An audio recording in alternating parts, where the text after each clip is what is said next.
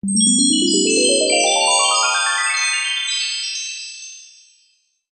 bacteria culture is growing at a rate of 3.4% per week. Write an equation to represent the total amount A of T of a 50 milligram bacteria sample for or after T days.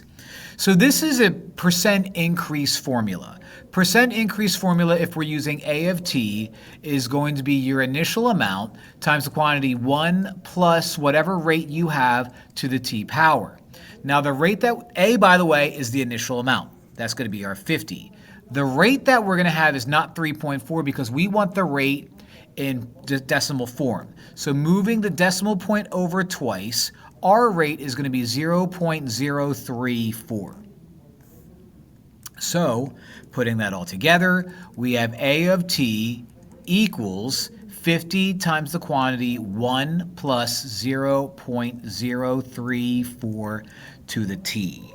And simplifying inside the parentheses, we get 50 times 1.034 to the T, and that gets me an answer of C. Wait a minute.